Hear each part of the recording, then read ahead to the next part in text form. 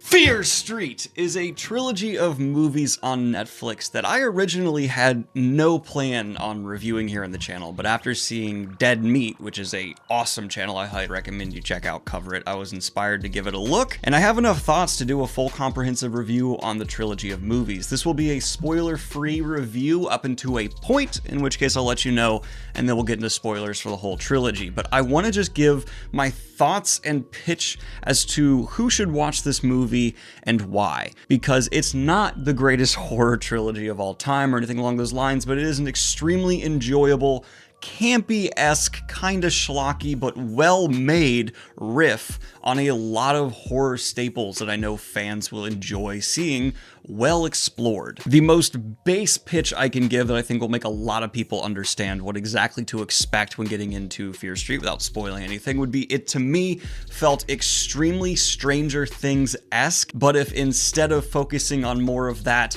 you know, Lovecraftian sci-fi horror like Stranger Things does, instead we switched on over and it was more of a similar reinterpretation but of the slasher variety of horror. And I'm not someone who's a huge slasher fan, but I've definitely watched a lot of movies within the genre. And this was a very competent, modern imagining of trying to take a fresh approach to a lot of the slashers we know and love. And the three movies take place in three different eras, moving backward in time to explore a narrative to explain how the events occurred in the first movie. And this actually had a similar advantage that we've seen with some other great trilogies, like Lord of the Rings, where it's all filmed together, so you're able to get that really strong through line of cohesiveness that often trilogies lack. No, I am not saying by any stretch of the imagination this is on a Lord of the Rings trilogy level of quality, but in terms of like schlocky good time Netflix horror, I would say I found it to be on a similar quality of Stranger Things. In fact,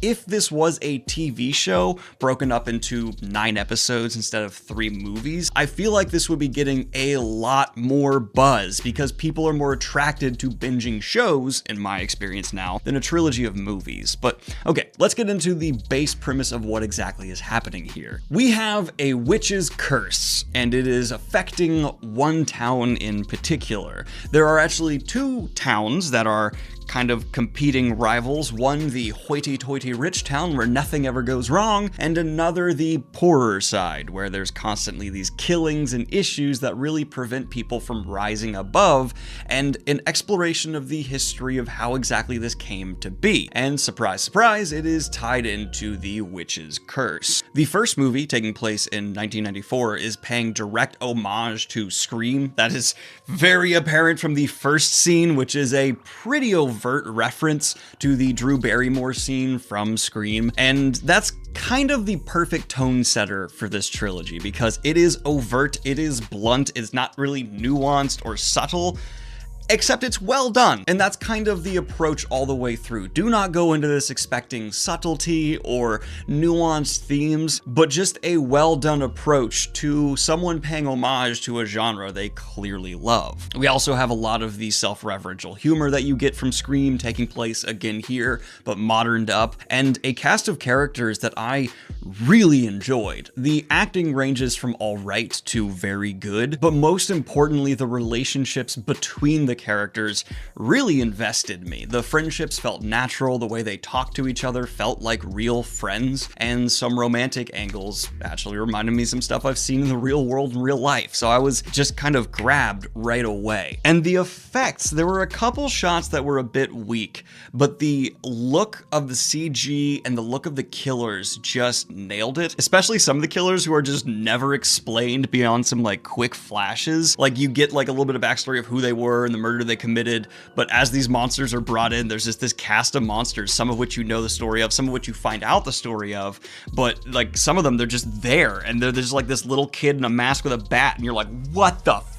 And I'm sorry, little kids are scary when they're murdered. Actually, no, little kids are just scary. Mild spoiler, but not really, because it's in the opening scene of the first movie that's kind of setting it up. Children are gonna die. Like, this is a series which is willing to graphically and brutally murder children repeatedly, which I just kind of respect as a horror fan, because that's often a line even some of the biggest horror franchises won't cross, and they especially won't explicitly show child death in the movie. Here we have like elaborate explicit, harsh kills happening to children.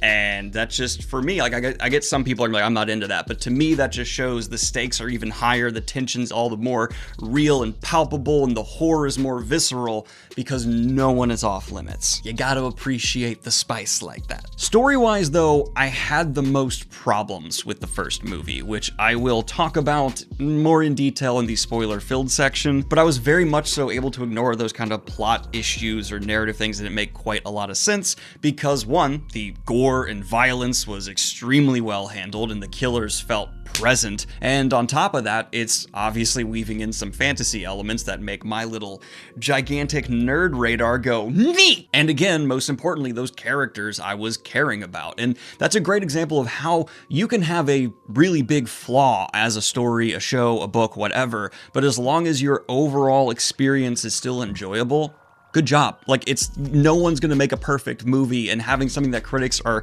going to commonly point at and go, that's a problem, doesn't mean what you made is bad. We then move into the second movie, which I found to be the strongest of the trilogy, taking place in the 70s, and do the best job of parodying the type of movies that are clearly inspiring it. It's getting into the slashers, like most overtly Friday the 13th, taking place in a summer camp with a killer running around, blah blah blah. But this did a really nice job of souping up and enhancing that story by taking in the elements introduced of the first movie and playfully putting them into the second story as well, which really start to paint this broader picture of the larger trilogy narrative.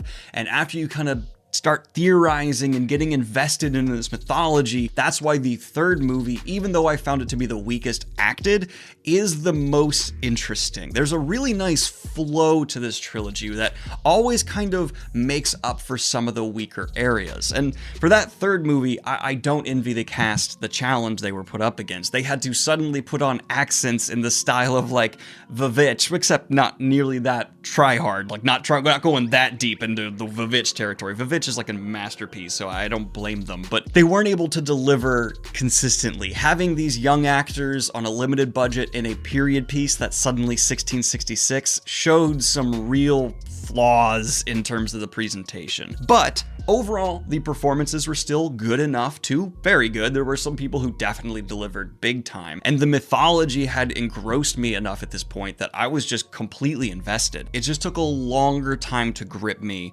for that 1666 narrative, though with the ending being as satisfying as it was and the delivering of the emotion throughout, I found myself really loving the third movie because of how well it tied it all together. And then once we jumped to another time in the third movie, I was just all in, and while the horror had kind of been tapered down to a point where it was much more tonally in the Stranger Things line of not really horror, just more darker feeling, I didn't care at all, because I was just wanting to know how this ended and having a really good time. So my personal order is going to be 2, 3, 1. The only reason I put 1 lower than 3 though is because 1, I love the ending of 3, and 2, my brain kept nagging at me for 1 with just these little things. And that's kind of my overall review for Fear Street as a critic. Well, yes, I'm able to acknowledge this is not the highest art. It's clearly made by very competent to excellingly great people at their craft, and it's made with enough passion that I was just on for the ride, absolutely into it. Combine that with some really nice LGBTQ plus representation, retelling of a story that I think did have themes that I agreed with and enjoyed, and overall, I mean, hey, if I'm engaged and enthralled to the end, you did your job. So yeah, I recommend Fear Street the trilogy quite heavily to people who are just looking for something to throw on and have a good time, especially with some friends. It's got that tone where you definitely are going to be yelling at the screen with some of your buddies. But let's go ahead and shift into spoilers now, because I do want to get into details of some of the things that I did find a bit flawed here, especially in the first movie, because I think the second and third honestly just did a better job with their narrative overall. But the first movie, there were some writing issues where I was like, but why did you make that call? And every single one of these issues could be just answered by the fact that they are dumb teens who are doing their best to survive in situations that are not going to come up with the best ideas. Fair. But there was a couple decisions made that were so overtly dumb that, like, I was kind of going, hey, someone in the group would think of this, right? And I'm specifically talking about the point where Dina and Sam have to realize they need to kill Sam and bring her back to life. They've blown up the monsters, but they've come back and they're coming for them. They manage to escape, get away, and they go to a grocery store. Now it's 1994, and they've stolen an ambulance. They've been shown to ride around in this ambulance frequently. And I'm starting to sit here like, wait, you need to kill someone and revive them, and there's an ambulance at your disposal. Why don't you just, kill them in the ambulance and revive them in the ambulance that has all the things to revive someone in, instead of going to a grocery store and making someone OD there? It seems like it'd be a lot safer to just drive around in the ambulance and not let the monsters catch up to you. Have someone drive, have everyone else working in the back.